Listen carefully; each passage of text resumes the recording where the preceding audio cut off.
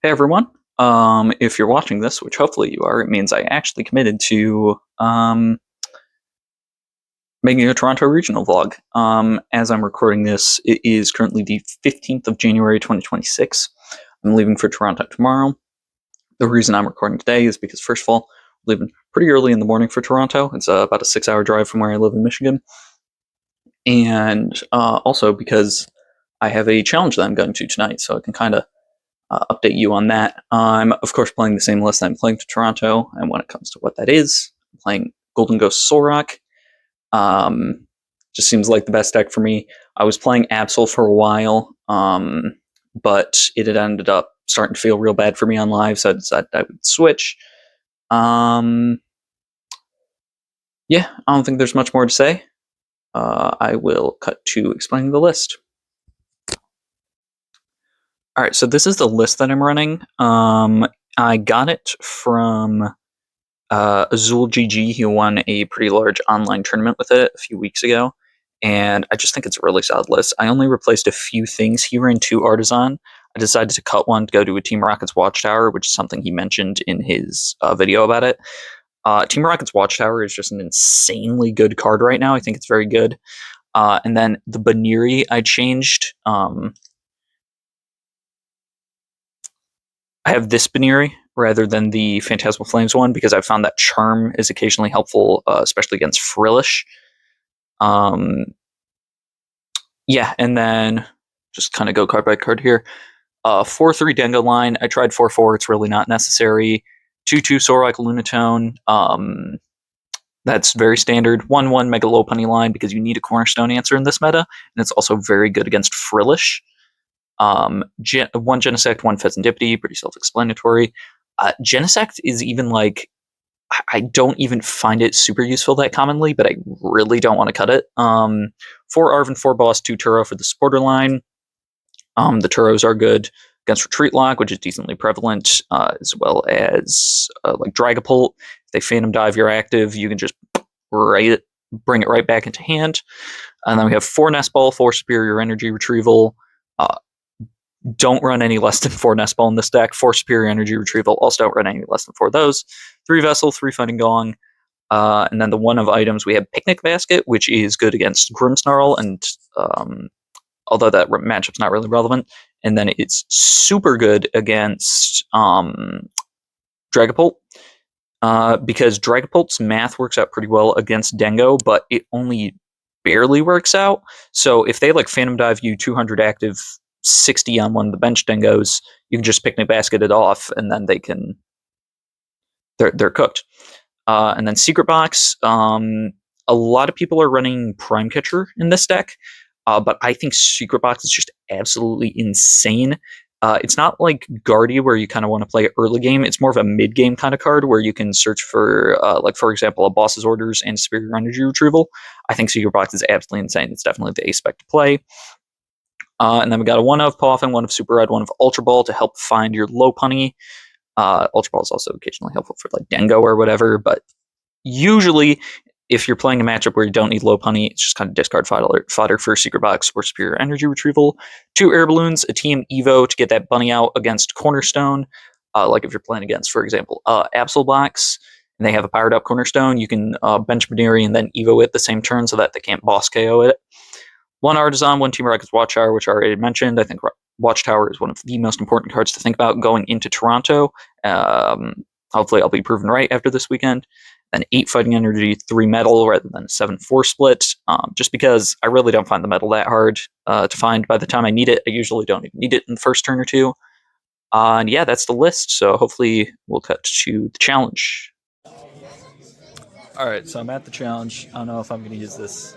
I'm at the challenge. We're between rounds 2 and 3. I didn't get time to record anything after round 1. But I won the first 2 rounds. First round was against a Snarl. He prized a bunch of good stuff. He just didn't really get going. And then round 2 was against Alakazam, and he also couldn't really get going until he had already taken like 3 prizes. So, all right, back from the challenge. I won, so that bodes well for Toronto. It was a 4-round challenge because we had, I think, it was about 14 masters, 4 juniors. So round 1, I played against. Even I remember. Holy moly! Did I play against round 1? Oh yeah, I played against Grimmsnarl. I guess I already said the first 2 rounds, but I can go more in depth here. I played against Grimmsnarl in round 1. He never got out of Grimmsnarl. Turn 1, he secret box. He Arven for secret box, but then and Evo, but then he secret boxed away 2 energy, so he didn't actually get the Evo off. So he got 1 Frostlass ping the entire game. So that didn't really do anything, and then he never even got a Grimmsnarl out. And he took a knockout with Moltres, but all that knockout did was make me be able to draw off of Fez, so that didn't really matter. Round 2, I played against Alakazam. He had a terrible starting hand. He went first and he Poffined, which Poffined is kind of all they need with Fanradom most of the time. So he got out 2 Abra, 2 Dunsparce, or 2 Abra, 3 Dunsparce in Fanradom. So I was like, that's kind of bad. But then I just kept dinking him with Cosmic Beam, and he just didn't have anything. So I took 3 prizes. He took 1 by bossing up one of my Gimme Ghouls and killing it with Assault Landing. But then he evolved into Alakazam, finally took out my Solrock. But at that point he benched Fez, so I just went boss up the Fez, kill it, and then kill the Alakazam next turn. So I got that one. And then round 3 was against Zoroark, my teammate Diamante, who I am going to Toronto with. He was playing Zoroark. He bricked very, very badly. He didn't even get any evolutions out, which kind of stinks, but it happens. And then last round, I played against Ceruledge. I went second, and that's what I want, obviously. He started Squawk, though. It was pretty back and forth. At one point, he didn't get out another Charcadet. He also discarded his Legacy Energy, which was relevant. But at one point, he didn't get out a second Charcadet when I was going to knock out his only Ceruledge, and then that was just it. So I won, got a bunch of prize packs, so that's obviously fun. Diamante ended up getting second, which is great. And then Caleb, who is my other teammate, got fourth. He's not coming to Toronto because he's got kids, so he's busy. But yeah, so probably next thing I record is going to be tomorrow morning. So see you there. I'm awake. 7 a.m. I'm not a morning person. Oh, okay.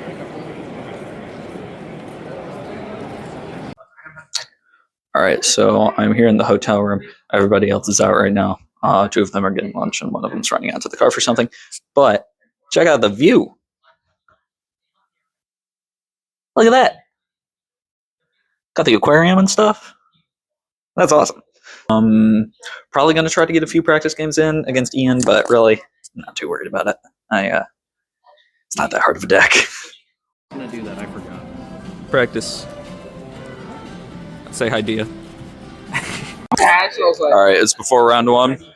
Ian, you want to be in the video? Sure. It's Ian. What's up?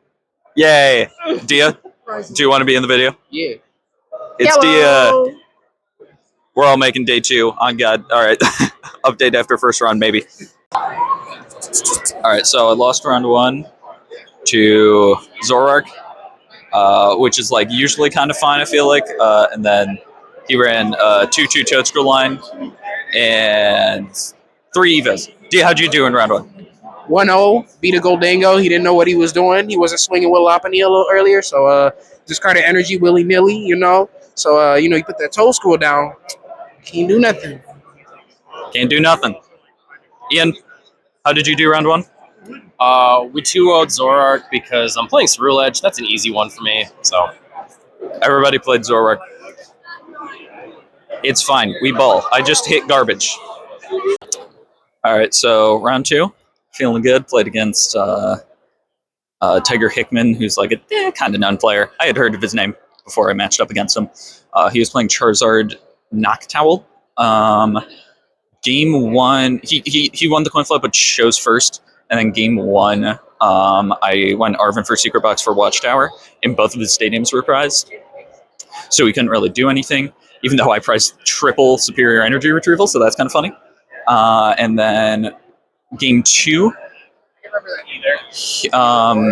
he just drew like generationally bad. His starting hand was Noctowl, 5 Fire Energy, Ultra Ball, and he only ran 5 Fire. So that is just as bad as it gets, really. But it happens. I also drew insanely well. Like I had Boss on his Hoot Hoot and his Pidgey, and then I had Turo up the Solrock to get out of the Sob, and then knock out with Dengo, and then he just scooped. 1-1. Round 3, I hit Dracul Dustmore. Game 1, I won. Game 2, I lost.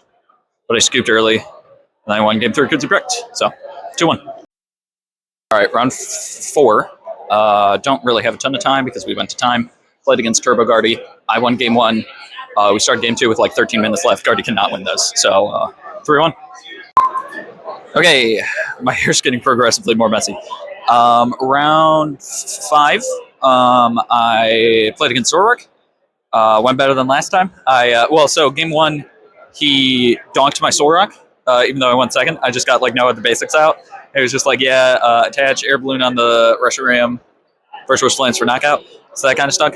And then game 2 and game 3, I was both of those games I was able to like boss up the Toadstool and just kill it over and over. And then I took like both of those games. I took 4 single prize knockouts and then knocked out a Zoroark with Dengo. So we're 4-1. I got 3 more rounds to win 1, tie 1. I think that's doable. What I really don't want is to go in the next 2 tie lose, because then I have to win the next one, and that's stressful, and I don't want to do that. So, yeah, 4-1. All right, so win streak's dead. Got into Eevee Box, and both times I got the turn 1 Watchtower. Game 1, I had Arvin for Secret Box. Game 2, I just had it raw. And both times he top decked Area 0, which is hilarious because in Game 2, I was like, all right, go ahead and top deck your Stadium Bub. And he top decks Area 0. So that was funny. So 2 more rounds to win 1, tie 1. Doesn't feel fantastic, but considering I started this by going lose 1, win 4, if I just do that again, I'm more than in. So, lock in. All right, so I lost to Greninja Dusknoir. Game 1, he just like ripped the absolute nuts. He had like everything he needed. He had like game 1, he had water attached water to the bench Froakie, and then just like raw Grantry. And then game 2, I drew not like terribly, but pretty bad. And it ended up him sticking my Genesect in the active with the Jamming Tower and hitting it with Pidgeot. And then he had to play Lilies to hit Rare Candy Greninja, and he did. So, out of day 2, 4-3. I'm still going to play the last round. Yeah. All right, so last round, I won.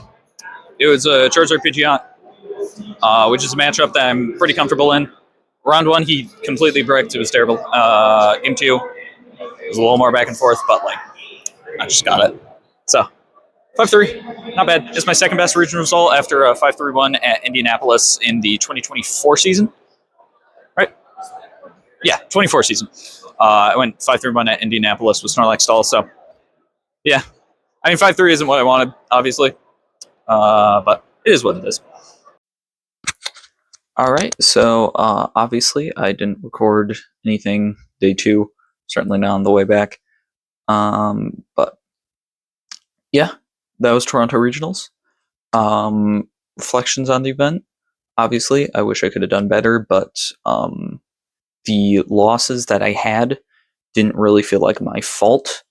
It didn't really feel like I did anything wrong to occur those losses, which is good, or which is bad in that it feels bad, especially in the moment, to lose the game when I feel like I couldn't have done anything about it.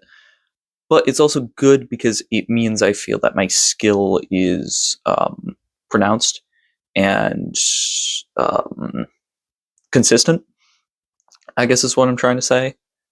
which is good to know, and that's a lot of the reason why I win locals all the time. That's a lot of the reason I won the challenge the day before I left. It's the day after getting home. It's Tuesday, and yeah. So hopefully more Pokemon videos in the future. I'm planning on doing some post-rotation testing with my team soon, so maybe some videos about that. And yeah, see you next time.